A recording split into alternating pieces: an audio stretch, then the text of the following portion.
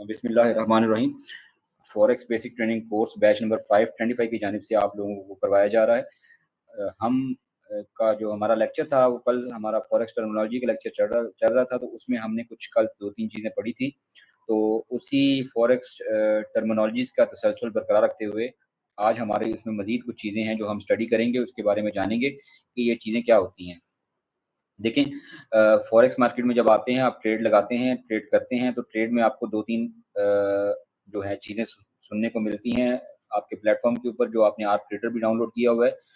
तो वो उसमें सबसे पहली चीज़ बिड प्राइस होती है, दूसरी आस्क प्राइस होती है, तीसरा स्प्रेड होता है। ये वो कॉमन से अल्फ़ाज़ हैं जो आपको रोज़ाना सुनने को मिलते हैं कि बिड प्राइस क्या है, आस्क प्राइस क्या है, स्प्रेड क्या है, ठीक है? तो आज हम जानेंगे कि ये क्या चीज़ें होती हैं, ठीक है?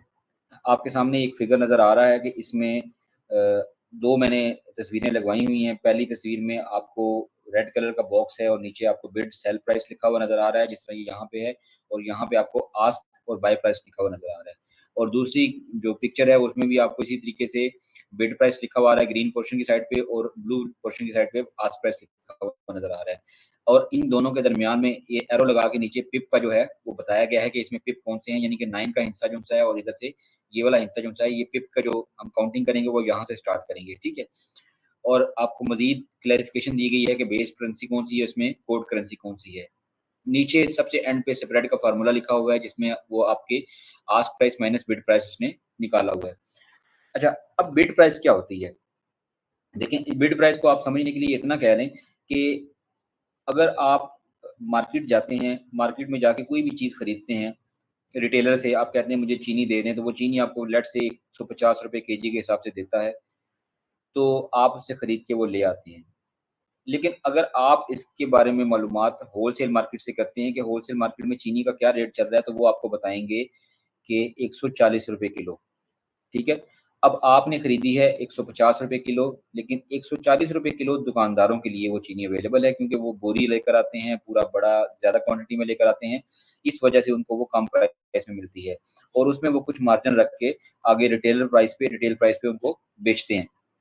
तो इसी तरीके से वो प्राइस जिस पे आप चीज़ को खरीदते हैं ना, ये उसकी आस्क प्राइस कंसिडर की जाती है। फॉरेक्स मार्केट में जिस करेंसी प्राइस को आप बाय करते हैं, वो आपकी आस्क प्राइस होती है, ठीक है?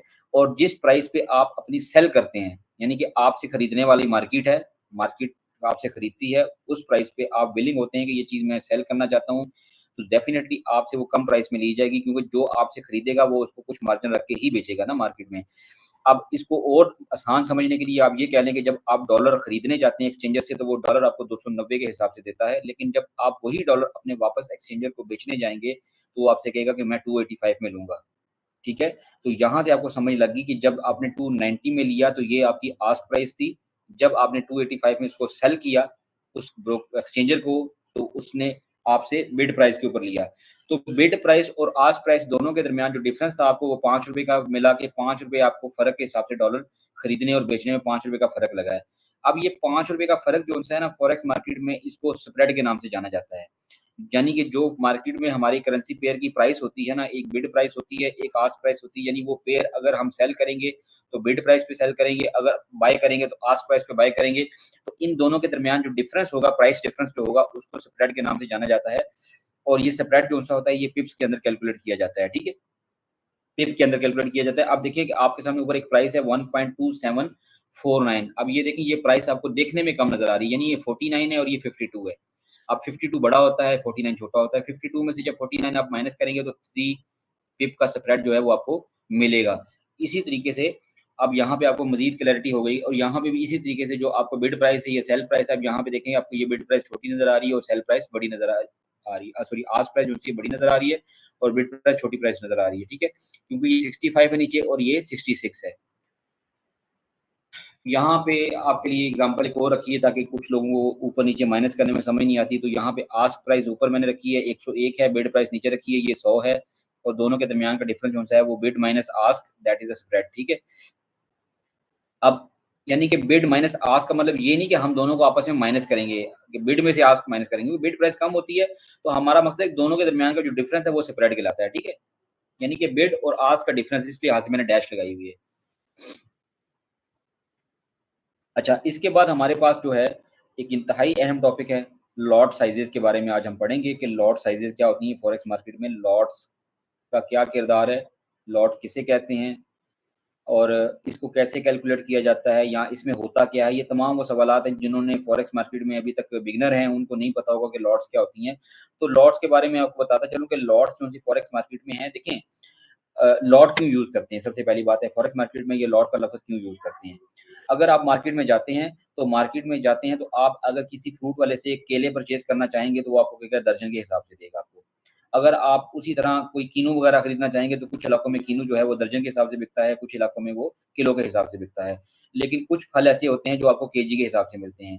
इसी तरह अब आप किसी से दूध परचेज़ करेंगे वो लीटर के हिसाब से आपको मिलेगा और इसी तरह जब आप उसी से कोई और ऐसी चीज़ है जो सॉलिड शेप में होगी तो वो केजी के हिसाब से आपको मिलेगी। आप ऑयल लेने जाएँगे या आप पेट्रोल लेने जाएँगे तो वो आपको लीटर के हिसाब से मिलेगा। यानी कि मार्केट में कोई भी चीज़ खरीदो-फ़रोख्त होती है, अगर कपड़ा खरीदेंगे मीटर के हिसाब से बिकेगा, गोल्ड खरीदेंगे तोले-माशे के हिसाब से बिकेगा। तो मार्केट में जो भी चीज़ बिकती है उसको माप के बेचा जाता है और मापने के लिए कोई ना कोई एक यूनिट इस्तेमाल किया जाता है जिसको हम मीटर कह सकते हैं, केजी कह सकते हैं, सेंटीमीटर कह सकते हैं, किलोमीटर के कुछ भी कह सकते हैं आप उसको। लेकिन फॉरेक्स मार्केट में यही चीज़ जो-सी है वो लॉट्स के हिसाब से इस्तेमाल की जाती है। अब लॉट्स को हम रियल मार्केट में या हमारी रोज़मर्रा ज़िंदगी में अगर देखना चाहें तो लॉट्स में मैं मिसाल देता हूँ कि मंडी गए हैं आप कहते हैं 1 किलो प्याज़ दे दो, आपको 1 किलो प्याज़ भी मिल जाएगा। लेकिन आपने मंडी में एक स्पेसिफ़िक लफ़्ज़ सुना होगा जिसको हम दढ़ी कहते हैं। वो आम हमारे रूटीन में नहीं चलती। हम वहाँ सुनते हैं मंडी की स्पेशली जाके सुनते हैं इतने दढ़ी प्याज़, इतने दढ़ी प्याज़। तो दढ़ी में होते हैं 5 किलो। ठीक है? अब ऐसा क्यों नहीं हम कह सकते यार 5 किलो दो मंडी वाले जब बोलेंगे वो बोलेंगे दढ़ी दे दो। वो नहीं कहेंगे 5 केजी एक हमारा आम कस्टमर जाके कह सकता है कि 5 केजी दे दें, लेकिन मंडी वाला अपनी लैंग्वेज में जब भी बात करेगा कहेगा इतनी दढ़ियाँ दे दो। ठीक है? इसी तरह जब हम गोल्ड की मार्केट में जाएँगे तो वो तोले की बात करेगा, रत्ती-माशी की बात करेगा, लेकिन हम जब बात करेंगे ग्रामों में बात करेंगे। ठीक है? तो ये जो ज़बानें हैं ये उस मार्केट में बोली जाती हैं। इसी तरीके से आपको पता है कि मन के अंदर कितने केजी होता है, मन 40 केजी होता है, दड़ी के अंदर 5 केजी होता है। तो इस चीज़ को मद्देनज़र रखते हुए हमें पता है कि एक लॉट है ना वो 5 केजी अगर उसको आप लॉट कंसीडर करें कि 5 केजी जो लॉट है उसको दड़ी कहा जाता है। यानी कि दड़ी लॉट का नाम एक किस्म कंसीडर कर लें। इसी तरह मन जो है वो लॉट का नाम है। तो फॉरेक्स मार्केट में जो हम करेंसियाँ खरीदते हैं, हम कमोडिटीज़ पे ट्रेड करते हैं, हम जिस चीज़ पे ट्रेड करते हैं वहाँ पे हम लॉटों के सौदे करते हैं, यानी फॉरेक्स मार्केट में जो सौदे करते हैं, हम बाय सेल करते हैं, वो लॉटों के सौदे करते हैं हम लोग, ठीक है? अब वहाँ पे लॉटों का फ़र्क किस तरह है, वो उसके यूनिट के हिसाब से एक लॉट में 100 यूनिट होते हैं, दूसरी लॉट में 1000 यूनिट होते हैं, तीसरी लॉट में 10,000 यूनिट होते हैं, चौथी लॉट में 1 लाख यूनिट होते हैं, ठीक है? फिर आगे इनके नाम थोड़े डिफरेंट हैं, तो इस तरीके से जब भी हम फॉरेक्स मार्केट में ट्रेडिंग करते हैं, तो हम उसको लॉट के हिसाब से लगाते हैं। मैंने अगर अपनी एक ट्रेड लगानी है, तो मैं कहता हूँ कि मैं इसको माइक्रो लॉट के हिसाब से लगाना चाहता हूँ, तो मैं उस माइक्रो लॉट में क्या कर रहा हूँगा, मैं बाय कर रहा हूँ, तो इसका मतलब है कि मैं 1000 यूनिट बाय कर रहा हूँ बेस करेंसी के। मैं 1000 यूनिट बाय कर रहा हूँ बेस करेंसी के। अगर मैं स्टैंडर्ड लॉट लगाता हूँ बाय के तौर पे, तो मैं 1 लाख यूनिट बाय कर रहा हूँ करेंसी के, बेस करेंसी के, ठीक है? क्योंकि मैंने आपको शुरू में बताया था कि बेस करेंसी जो होती है, ये खरीदी जाती है और कोड करेंसी के ज़रिए खरीदी जाती है। यानी कि बेस करेंसी खरीदी जाती है कोड करेंसी के ज़रिए। जैसे यूरो, यूएसडी के अंदर बेस करेंसी यूरो है और कोड करेंसी डॉलर है। तो डॉलर के ज़रिए यूरो खरीदा जाता है, ठीक है? जब मैं यूरो यूएसडी का पेयर बाय करूँगा, तो इसका मतलब है कि अगर मैंने स्टैंडर्ड लॉट के साथ बाय किया है, तो इसका मतलब मैंने 1 लाख यूनिट यूरो के बाय किए हैं। अगर मैंने मिनी लॉट के साथ बाय किया है, तो इसका मतलब मैंने 1 ये 10,000 यूनिट जो हैं वो बाय किए हैं। तो आपको बस सिर्फ़ इतना आपको याद रहना चाहिए कि फॉरेक्स मार्केट में जो लॉट हैं, उसकी 3 टाइप ज़्यादातर इस्तेमाल होती हैं। चौथी जो लॉट है ना नैनो लॉट, ये बहुत कम इस्तेमाल होती है। तो फॉरेक्स मार्केट में तो 3 लॉट्स इस्तेमाल होती हैं ज़्यादातर, उसमें एक स्टैंडर्ड लॉट है, एक मिनी लॉट है और एक माइक्रो लॉट है। अब इसमें मैंने ये लॉट साइज़ेज़ और उसके आगे इसके यूनिट्स लिख दिए हैं टेबल के अंदर और आगे इसका वॉल्यूम लिख दिया है। ये वॉल्यूम जो है ना, ये वो चीज़ है जो आपको मैंने अकाउंट क्रिएट करवाया था ना वहाँ पे, तो अकाउंट क्रिएट कराते मैंने आपको बताया था कि मैं आपको लॉट साइज़ेज़ जब पढ़ाऊँगा तो मैं आपको बताऊँगा कि मैं 1.0 क्यों लिख रहा हूँ या 0.1 क्यों लिख रहा हूँ या 0.01 क्यों लिख रहा हूँ। वहाँ पे मैंने मेंशन किया था, ठीक है? तो इसी तरीके से ये वो चीज़ थी जो मैं आपको वॉल्यूम के साथ बता रहा था, यानी कि मैं वहाँ पे लिखता हूँ 0.01 इसका मतलब है कि मैं 10,000 यूनिट जो से हैं वो बाय कर रहा हूँ, यानी कि 0.01 का मतलब है माइक्रो लॉट। अगर मैं 0.10 करता हूँ, तो इसका मतलब है 10,000 यूनिट मैं बाय कर रहा हूँ और मिनी लॉट में मैं ट्रेडिंग कर रहा हूँ।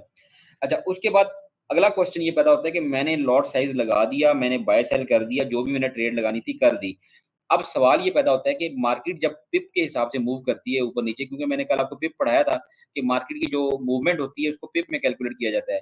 जब मार्केट पिप में मूव करती है ऊपर-नीचे तो उसमें फिर हमें पता होना चाहिए कि कितने पिप मार्केट ऊपर गई है, कितने पिप मार्केट नीचे गई है, तो उसके ऊपर या नीचे मूव करने से कितने डॉलर का फ़र्क पड़ता है। यानी कितने अमाउंट का फ़र्क हमारे अकाउंट पे पड़ेगा।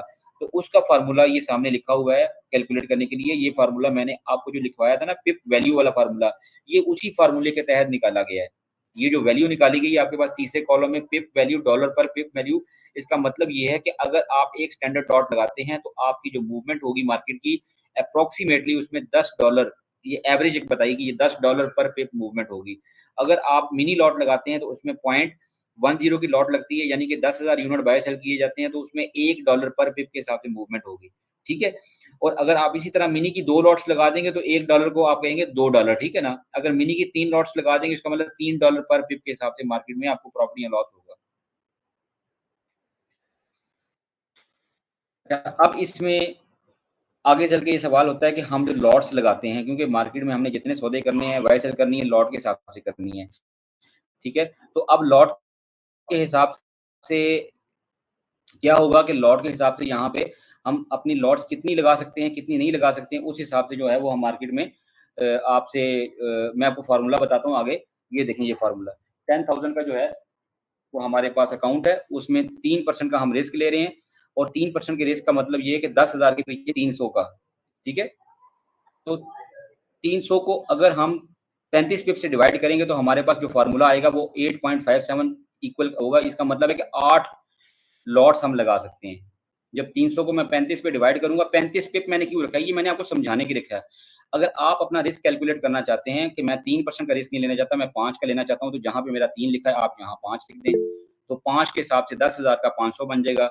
अगर आप कहते हैं मैं 35 पिप का डिफरेंस नहीं लेना चाहता, 35 पिप का रिस्क नहीं लेना चाहता, मैं 30 पिप का लेना चाहता हूँ, तो आप यहाँ पे 500 को 30 पे डिवाइड कर देंगे, ठीक है? मिसाल आपको मैं क्लियर करके बता दूँ कि यहाँ पे जितना मैंने रिस्क लेना है, जितने परसेंट रिस्क लेना है, उसका मेरा अकाउंट 10,000 का नहीं, मेरा 1,000 का अकाउंट है। तो आपने इसको इसकी तस्वीर ले लें वैसे बेसिकली अभी, जिसके पास मोबाइल है वो इसकी पिक ले या स्क्रीनशॉट ले ले, आपको समझ आ जाएगा कि मैं कितनी लॉट्स ओपन कर सकता हूँ और ये मैं मिनी लॉट की बात कर रहा हूँ, ठीक है? ये नहीं कि मैं स्टैंडर्ड लॉट की बात कर रहा हूँ।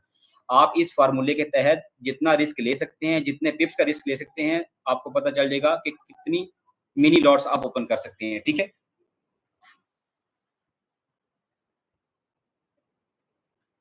तो आप इसको अपने हिसाब से आपके पास अकाउंट 10,000 का नहीं है, 1,000 का है, आप उसी हिसाब से सेट कर लें। अगर 1,000 का नहीं है, $100 का है, उसी हिसाब से सेट कर लें। लेकिन आपने अपना रिस्क ज़रूर सेट करना है कि रोज़ाना जब भी आप ट्रेडर एक बनते हैं, तो ट्रेडर में आपको मनी मैनेजमेंट, रिस्क मैनेजमेंट यही काम करना होता है। तभी ये नहीं कि ट्रेडें लगाना काम होता है, ट्रेडर का काम होता है मनी मैनेजमेंट करना।